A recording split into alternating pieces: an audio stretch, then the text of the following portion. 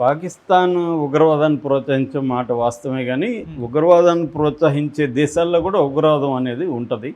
So ఆహ్, so పాకిస్తాన్‌లో కూడా for example last year 1000 attacks ఉగ్రవాదుల దాడులు జరిగాయి. హ్మ్. దాదాపు ఇప్పటి వరకు పాకిస్తాన్‌లో ఉగ్రవాద దాడుల్లో 80,000 మంది చనిపోయారనేది మనకు లెక్కలు చెబుతున్నాయి. కాబట్టి పాకిస్తాన్‌లో కూడా ఉగ్రవాదుల దాడులు మన దేశం కంటే ఎక్కువ ఉన్నాయి.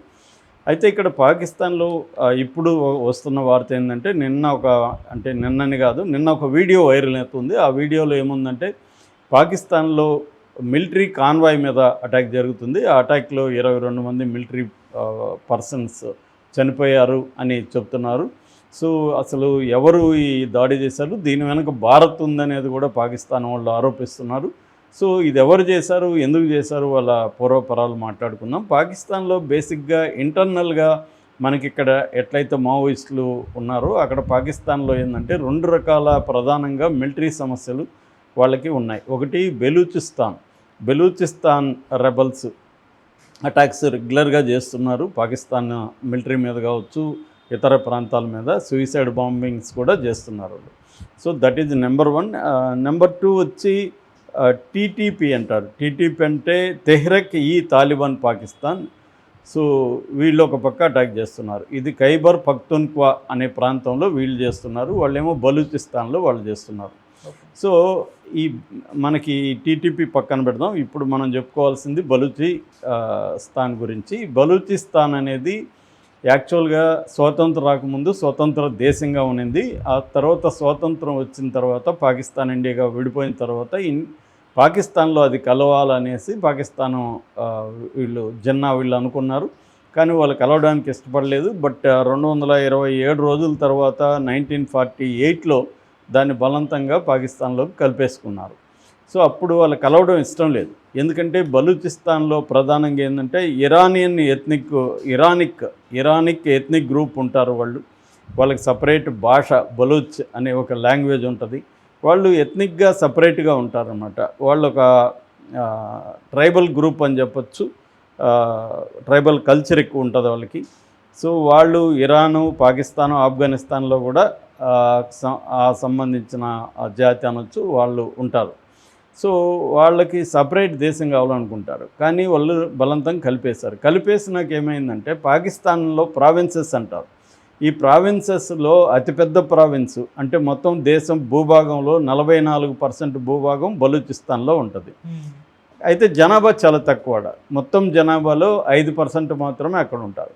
అయితే ఇక్కడ ఏమవుతుందంటే అణచివేత అనేది జరుగుతుంది. వాళ్ళ వనరులు కొల్లగొట్టుకొని పోవడం. అంటే వాళ్ళ వనరులు అంటే ప్రధానంగా ఏమున్నాయి? చమురు నిక్షేపాలు ఉన్నాయి, బొగ్గు ఉంది, నేచురల్ గ్యాస్ ఉంది, బంగారం ఉంది, రాగి ఉంది. ఫర్ ఎగ్జాంపుల్ సూయి గ్యాస్ ఫీల్డ్ అనేది వెరీ పాపులర్ అక్కడ. తర్వాత రికో డిగ్ మైన్స్ అనేవి ఉన్నాయి. వీటిలో నుంచి మొత్తం తీసుకెళ్ళిపోతుంది. కానీ సంపద డిస్ట్రిబ్యూషన్లో వీళ్ళకి అన్యాయం జరుగుతుంది. అట్లాగే పొలిటికల్ రిప్రజెంటేషన్లో కూడా బలూచిస్తాన్ ప్రజలకి న్యాయం జరగట్లేదు. సో అంటే వాళ్ళకి ఏంటంటే లిటరసీ లోయెస్ట్ ఉంది, హై ఇన్ఫ్లేషన్ ఉంది, ఇన్ఫాంట్ అండ్ మెటర్నల్ అంటే తల్లులు పిల్లలు చనిపోయే రేటు కూడా అక్కడ చాలా ఎక్కువ ఉంది. అట్లాగే వాళ్ళ లాంగ్వేజ్ని తొక్కిపెట్టేస్తున్నారు, వాళ్ళ కల్చర్ని తొక్కేస్తున్నారు, హ్యూమన్ రైట్స్ లేవు. ఇది దానివల్ల ఏమవుతుందంటే బలూచిస్తాన్లో మెల్లగా తిరుగుబాట్లు అనేవి మొదలైనాయి. అది ఇటీవల కాలంలో పెరిగాయి.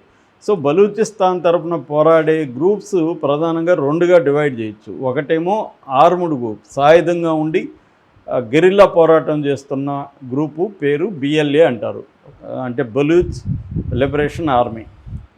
రెండవది BYC అంటే బలూచ్ ఎగ్జిక్యూటివ్ కమిటీ. ఈ బలూచ్ ఎగ్జిక్యూటివ్ కమిటీ BYC అనేది లీగల్గా ఉంటూ పోరాటం చేసే ఒక సంస్థ. వీళ్ళు లీగల్గా ఉంటారు. విత్ ఇన్ ద లీగల్ పెరిమీటర్లోనే వాళ్ళు నిరసన తెలియజేస్తుంటారు. ఈ 2 రకాల పోరాటాలు అక్కడ జరుగుతున్నాయి. అయితే పాకిస్తాన్ ఆర్మీ ఏం చేస్తుందంటే ఈ 2 పోరాటాలను కూడా ఉక్కుపాదంతో అణిచివేస్తుంది. అంటే దాదాపు ఇప్పటి వరకు 5228 మంది మిస్సింగ్ ఉన్నారు. బలూచిస్తాన్లో మాయమైపోయారు. వాళ్ళ అచుకి తెలియలేదు. ఇప్పుడు 2020 తర్వాత ఈ 5 ఏళ్లలో 5000 మందికి పైన మిస్ అయిపోయారు. ఇంకొక 5-10 వేల మందిని చంపేశారు. అట్లాగే జైళ్ళల్లో చాలామందిని వేసి కుక్కారు. అంత నిర్బంధం ప్రయోగించే కొద్దీ వాళ్ళు పెరుగుతూ ఉన్నారన్నమాట. మనకి చూస్తే ప్రధానంగా 1958లో ఫస్ట్ తిరుగుబాటు చేశారు. దాని తర్వాత 67, దాని తర్వాత 97, దాని తర్వాత 2000. 2000 తర్వాత 20 తర్వాత బాగా పెరిగింది. ఈ 4-5 ఏళ్లలో వీళ్ళ ఉద్యమం బలంగా పెరిగింది. దీనికి ప్రధాన కారణం ఏంటంటే ఆఫ్ఘనిస్తాన్ నుంచి అమెరికా వెళ్ళిపోయింది 2021లో. వెళ్ళిపోయిన తర్వాత అమెరికా అనేక ఆయుధాలను కూడా అక్కడ వదిలేసి వెళ్ళిపోయింది. ఆ ఆయుధాలని వీళ్ళు ఆఫ్ఘనిస్తాన్ నుంచి తెచ్చుకోగలిగారు, కొనుక్కోగలిగారు.